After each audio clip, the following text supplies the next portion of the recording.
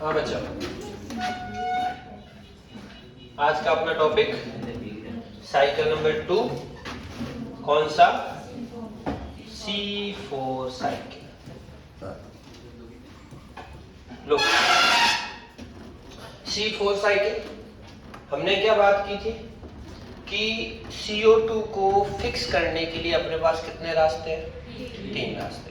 पहला दिन के अंदर, दूसरा भी दिन के अंदर और तीसरा नाइट में। पहला दिन के अंदर था तो वहां 3 कार्बन का यौगिक बना था जिसको हमने 3PGA के नाम से जाना था और C3 साइकिल उसको हमने नाम दिया था। मोस्ट ऑफ प्लांट जो है लगभग 90 to 95% वो कौन से हैं? C3 है। ठीक है। फिर बोला था कि दूसरा CO2 दूसरे तरीके से फिक्स कर सकते हैं, वो भी दिन में, लेकिन वहां पर जो पहला स्थायी उत्पाद बना था वो कितने कार्बन का था? 4 कार्बन का।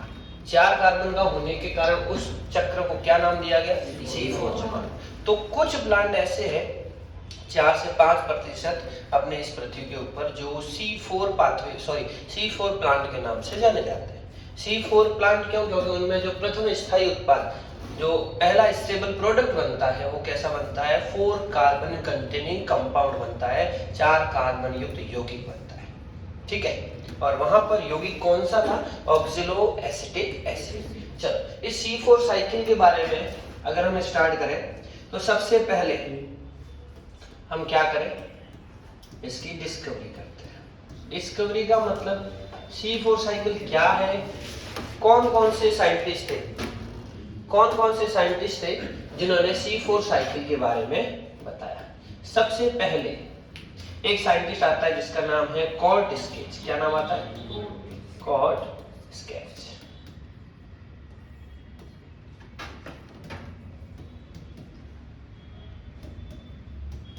Court sketch.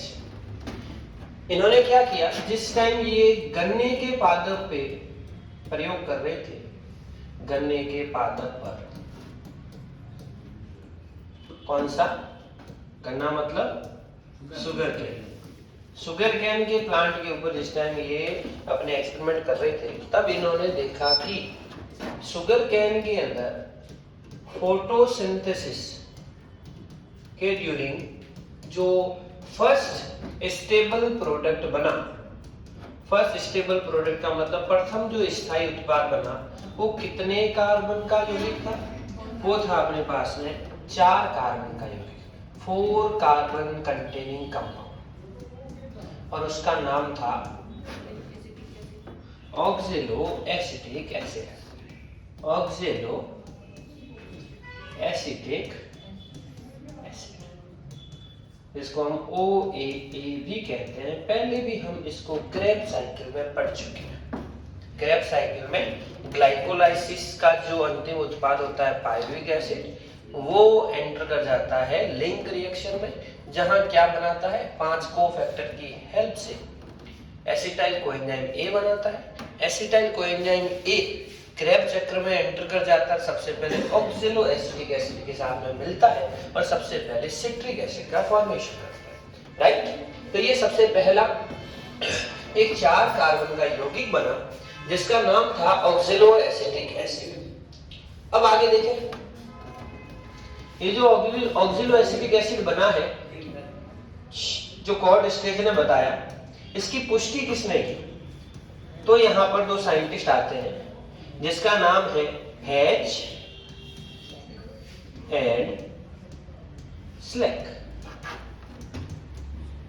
क्या नाम है? हेच एंड स्लेक। इन साइंटिस्ट ने पुष्टि की कि हाँ भाई, जो शुगर केन का जो प्लांट है, तो शुगर केन के प्लांट के अंदर क्या होता है? शुगर केन के प्लांट के अंदर जो पहला स्टेबल प्रोडक्ट बनता है वो 4 कार्बन का बनता है। और सबसे ज्यादा डिस्कवरी, प्रूफ भी, पुष्टि भी इन्होंने ही की कि हाँ भाई, पहला कार्बन जो है वो 4 कार्बन, सॉरी, पहला प्रोडक्ट जो है 4 कार्बन का होता है। और इन्हीं के सम्मान में इसी C4 साइकिल को क्या कहा जाता है? हेच एंड स्लेक चक्र कहा जाता है। हेच एंड स्लेक चक्र। चीज समझ में आई? आगे देखें।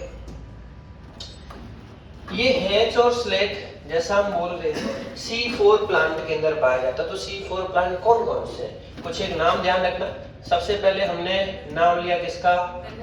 ओके, फिर मक्का, फिर रोटंडस, फिर साइप्रस, फिर अमरेंथस। अमरेंथस नाम सुना है पहले बेटा? क्या सुना? चंदलिया नाम सुनते हो आप, है ना? घर पे बनाते हैं चंदलिया। वो चंदलिया क्या है? अमरेंथस ही है चंदलिया। और नहीं बेटा, फिर है एट्रीप्लेक्स। एट्रीप्लेक्स कुछ उष्ण तापीय घासों में, और ये जो है वो कुछ ये जो द्विबीजपत्री प्लांट है, द्विबीजपत्री प्लांट में भी पाया जाता है। जैसे एक नाम लिख रहा हूं मैं जई, एक नाम लिख रहा हूं मैं गेहूं। इनके अंदर ये जो C4 साइकिल है वो नहीं पाया जाता है। क्लियर? कोई दिक्कत? आगे चले। क्या बोला हमने? सबसे पहले C4 साइकिल किसने डिस्कवर किया? कोर्सकेस करके एक साइंटिस्ट था, उन्होंने गन्ने के पादप पर प्रयोग करते हुए बताया कि जो फोटोसिंथेसिस है, प्रकाश संश्लेषण के दौरान इन पादपों के अंदर, गन्ने के अंदर जो पहला उत्पाद बनता है वो 4 कार्बन का बनता है। ठीक है, 4 कार्बन कंटेनिंग कंपाउंड बनता है, जिसको इन्होंने ऑक्सैलोएसिटिक एसिड बताया। इस प्रयोग की पुष्टि किसने की? हैच और स्लेक नामक दो वैज्ञानिकों ने की। ठीक है, 1966 के अंदर। आगे चल करके इसकी बात करें तो लगभग ये 1956 में, इसकी बात करें तो 1966 में। ओके, फिर क्या कि कुछ प्लांट ऐसे हैं जो C4 साइकिल को शो करते हैं। गन्ना, मक्का, रोटंडस, साइप्रस, अमरेंथस, एट्रीप्लेक्स कुछ उष्णतापीय घास है, और द्विबीजपत्री प्लांट तो ही। इनके अंदर ये जो अपने पास में है C4 वो नहीं पाया जाता। एक प्लांट और है बेटा, क्या था? जई हो गया, गेहूं हो गया, चावल, चावल के अंदर ये नहीं होता, जौ के अंदर ये नहीं होता। ये चीज आपको ध्यान रखनी है। और यहां से सीधा का सीधा क्वेश्चन पुट होता है कि भाई ऑप्शन आ जाए कि C4 पादप है, पिछली बार पूछा भी गया है। हाँ, वो भी इसमें हो सकता है। ठीक है, तो मोस्ट ऑफ एक बीजपत्री ये जो प्लांट है इनके अंदर ये चीज नहीं होती। निम्न में से C4 पादप है, 4 ऑप्शन में से ऊपर में से जो आए तो उसको हम बोल सकते हैं इनमें होता है। निम्न में से C4 पादप नहीं है, तो इन चीजों को आपको ध्यान रखना है, आपका आंसर सही हो जाएगा। अब आगे ध्यान दो, जैसे हमने C3 की बात की थी तो कहां हो रहा था? क्लोरोप्लास्ट के अंदर, स्ट्रोमा के अंदर, मतलब कि हरित कवक के अंदर वो चीज हो रही थी। अब यहां बात करते हैं कि हो कहां रहा है? पर्ण के अंदर। हमने एनाटॉमी के अंदर पर्ण की स्ट्रक्चर पढ़ी थी। ठीक है, जो ये अपने पास में C4 साइकिल है, ये 2 प्रकार के हरित कवक में होता है। वो एक प्रकार में था C3, ये 2 प्रकार में। 2 प्रकार कैसे? सबसे ऊपर अपने पास में पर्ण की संरचना देखें तो क्या होता है? ये स्टोमेटा,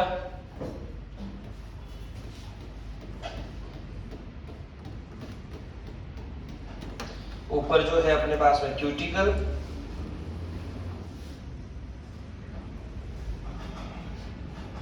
ठीक है। इनके नीचे हमने बात की थी पहली से टिश्यू पाए जाते हैं, खंभ उत्तक पाए जाते हैं, याद आया?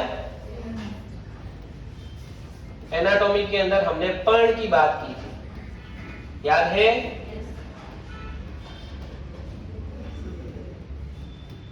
ये स्पंजी उत्तक, सॉरी खंभ उत्तक, खंबे के जैसे दिखते हैं इसलिए इनको हमने खंभ बोला था। ये भी क्लोरोप्लास्ट कंटेन होते हैं, इनमें क्लोरोप्लास्ट होता है।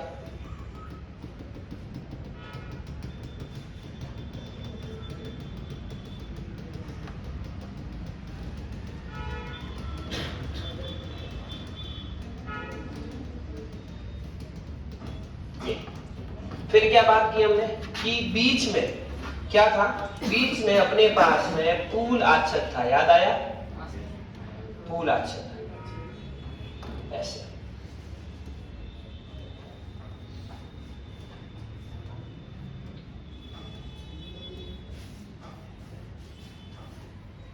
ये पूल आच्छद। पूल आच्छद में अपने पास में दो चीजें थी, एक तो था जाइलम और एक था फ्लोएम। ये यहां बात करें फ्लोएम की, फिर बात करें जाइलम की, ठीक है। फिर नीचे की तरफ क्या था अपने पास में, वापस इस पेलिसेड की तरह स्पॉन्जी टिश्यू, ऐसे बॉल जैसी स्ट्रक्चर थी।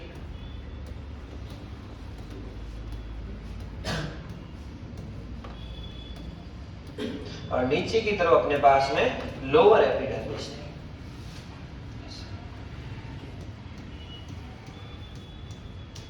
ये लीफ की स्ट्रक्चर हमने पढ़ी थी। ये वापस लीफ की स्ट्रक्चर क्यों बनाई, ठीक है, इसलिए बने, इनमें भी क्लोरोप्लास्ट होता है बेटा, क्योंकि क्लोरेन कायमा है, ऐसा पेरेन कायमा जो क्लोरोप्लास्ट को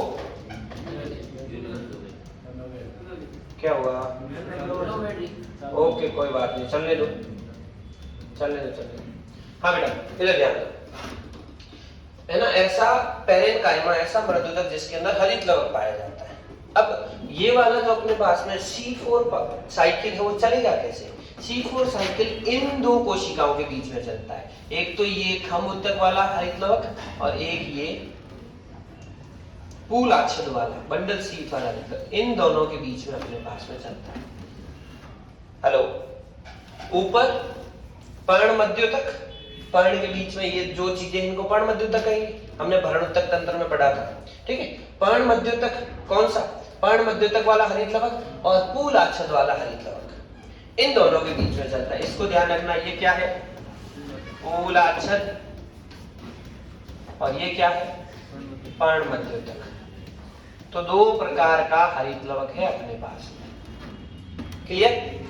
अब इनके बीच में ये जो पूल आच्छद है वो किस रूप में है, माला के रूप में, माला या माला के मनकों के रूप में,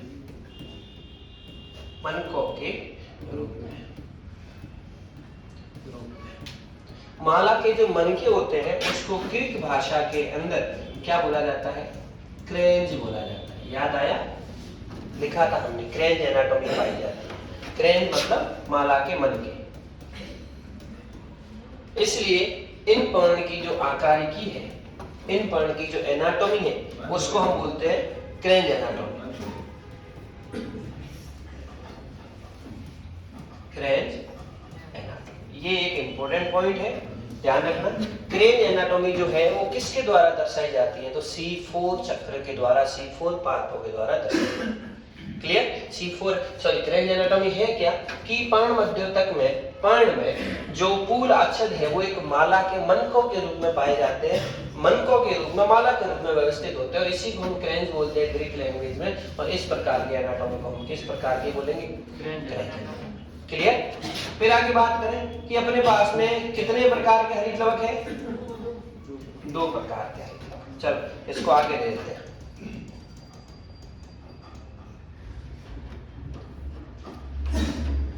अपने पास में कितने प्रकार के हरित लवक, दो प्रकार के,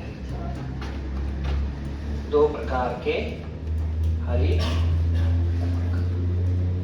कौन कौन से, पहला तो है पर्ण मध्योतक, आवाज नहीं, पर्ण मध्योतक हरित लवक, क्लोरोप्लास्ट। और दूसरा कौन सा है, पूल आच्छद, पूल आच्छद हरित लवक। अभी तक C4 चक्र आया नहीं है, हम समझ रहे कि C4 चक्र होता कहाँ है। पहली बात बताई कि C4 चक्र बताया किसने, फिर बोला कि C4 चक्र किन प्लांट्स में होता है, फिर हम बता रहे कि C4 चक्र के लिए कौन सी कोशिकाएं काम आती है। दो प्रकार की है, पर्ण मध्योतक हरित लवक और पूल आच्छद हरित लवक। ठीक है, यही समझ में आई। अब इस पर्ण मध्योतक हरित लवक और पूल आच्छद हरित लवक में फर्क क्या है। जो पर्ण मध्योतक हरित लवक है, यहां पर एक एंजाइम सक्रिय रहता है जिसका नाम है PEPCO, phosphoenol pyruvate carboxylase. Clear, phosphoenol pyruvate carboxylase. और यहां कौन सक्रिय है, यहां सक्रिय है रूबिस्को सक्रिय। चीज समझ में आई। यहां पर पर्णमध्योतक के अंदर फॉस्फोइनोल पाइरुवेट कार्बोक्सिलेज एंजाइम सक्रिय है। यहां पर अपने पास में मूल आचरण के अंदर कौन है, रूबिस्को। और हमने पढ़ा था, कल ही बताया था कि भले कोई भी चक्र है, कोई भी पाथवा है, कार्बोहाइड्रेट यानी कि शर्करा का निर्माण है वो हमेशा C3 साइकिल से होगा। ठीक है, आगे चलते हैं। अपने पास में अगर बात करें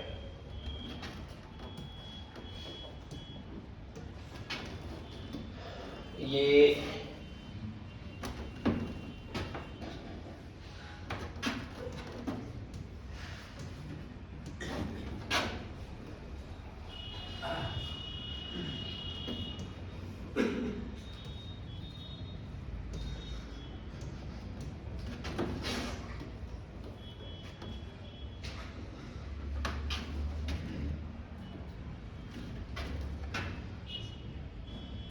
देखो बेटा, हम किसकी बात कर रहे हैं, हम कर रहे हैं, ये तो अपने पास में है पर्णमध्योतक, ये अपने पास में है मूलाक्षर, ये दो चीजें। अब इसमें किस प्रकार से CO2 को ठिकाने लगाया जाता है और किस प्रकार से CO2 से आगे चल करके कार्बोहाइड्रेट का निर्माण होता है। चूंकि इसको हम बोलते हैं पर्णमध्योतक, पर्णमध्योतक हरित लवक, इसको हम बोलते हैं मूल आचरण हरित लवक। सबसे पहले जो अपने पास में CO2 है, उस CO2 को ग्रहण किया जाता है पर्णमध्योतक के द्वारा, और पर्णमध्योतक में रूबिस्को एंजाइम है नहीं, वरना सीधा ही C3 चक्र हो जाता। पर्णमध्योतक में है कौन, PEP, फुल फॉर्म क्या है बेटा, ग्लाइकोलाइसिस में आया था पायरुविक एसिड से पहले, फॉस्फोइनोल पाइरुवेट। ये क्या करता है, इस CO2 को ग्रहण करके PEPCO enzyme phosphoenol pyruvate carboxylase, PEPCO भी बोला जाता है, PEPCase कार्बोक्सिलेज भी बोला जाता है। इस एंजाइम की उपस्थिति में पहला उत्पाद कौन सा बनाएगा, ऑक्सिलो एसिटिक एसिड। चीज समझ में आई। ये ऑक्सिलो एसिटिक एसिड किसमें कन्वर्ट होता है, मैलिक एसिड में। क्लियर। ये मैलिक एसिड इन पादप कोशिकाओं, दो कोशिकाओं को आपस में जोड़ने के लिए बीच में कुछ जीव द्रव्य तंतु पाए जाते हैं, और उन तंतुओं को हमने क्या बोला था, उन तंतु को हमने बोला था जीव द्रव्य तंतु। याद आया। ये मैलिक एसिड जो है वो मूव कर जाता है किसमें, पूलाक्षित कोशिका में, यहां से यहां।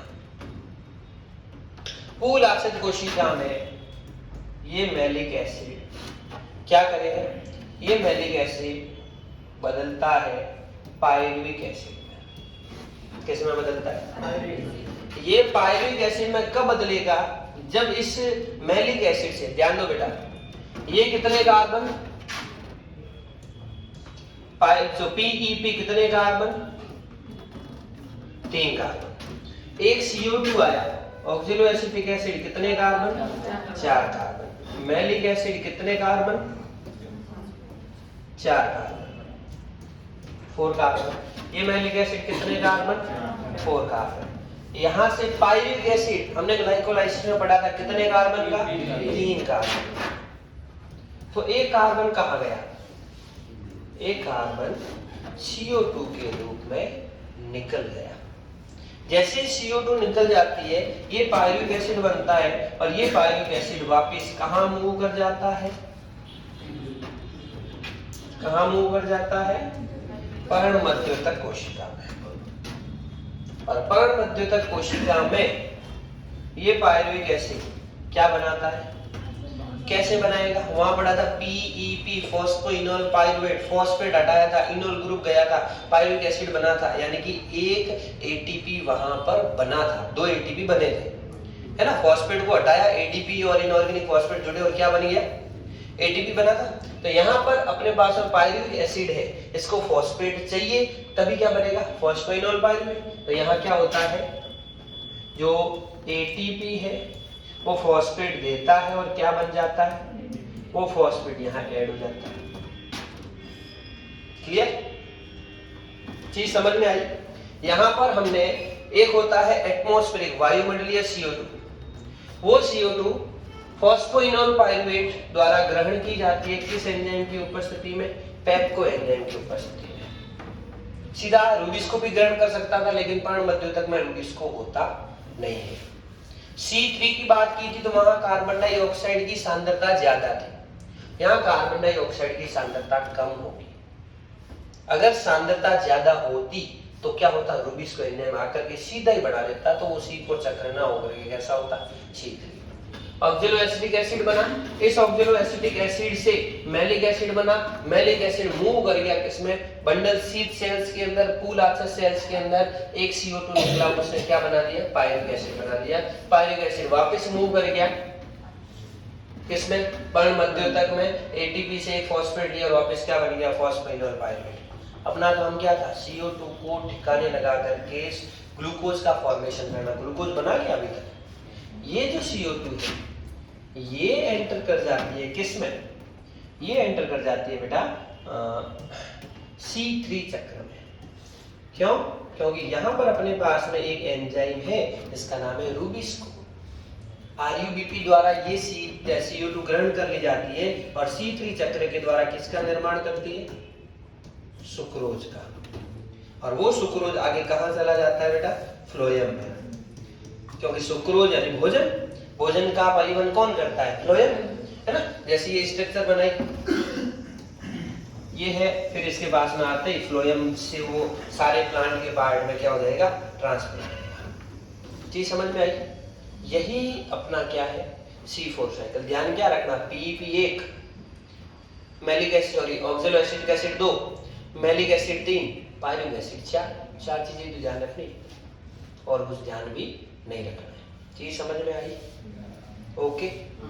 वहां पर CO2 की कंसंट्रेशन ज्यादा थी C3 के अंदर, तो सीधा रूबिस्को ने ग्रहण कर लिया था। यहाँ CO2 की कंसंट्रेशन कम है, किसकी तुलना में? C3 की तुलना में। इसलिए पहले कौन ग्रहण करता है? पर्ण मध्योतक सेल में मौजूद फॉस्फोइनोल पायरुवेट ग्रहण करता है। वो फॉस्फोइनोल पायरुवेट कार्बोक्सिलेज एंजाइम की उपस्थिति में ऑक्जेलो एसिटिक एसिड बनाता है और ऑक्जेलो एसिटिक एसिड बनते ही वो मैलिक एसिड में कन्वर्ट हो जाता है। मैलिक एसिड मूव कर जाता है किसमें? बंडल शीथ सेल्स के अंदर। बंडल शीथ सेल्स से CO2 निकल जाती है मैलिक एसिड से, क्या बन जाता है? Pyruvic acid. और पायरुविक एसिड वापस मूव हो जाता है किसमें? पर्ण मध्योतक में। और पर्ण मध्योतक में ये पायरुविक एसिड एक फॉस्फेट को ग्रहण करके PEP बन जाता है। जो CO2 पूल आसत में रिलीज हुई वहां पर कौन है? रूबिस्को एंजाइम मौजूद है। वो रूबिस्को एंजाइम क्या करता है? उसको C3 में एंटर करवाता है और सुक्रोज का निर्माण करता है और वो सुक्रोज बाद में फ्लोएम के द्वारा ग्रहण कर ली जाती है और फ्लोएम से पादप के भागों में क्या होती है? अभिगमित होती है। चीज समझ में आई? कोई दिक्कत? यही है अपना C4 साइकिल। क्लियर?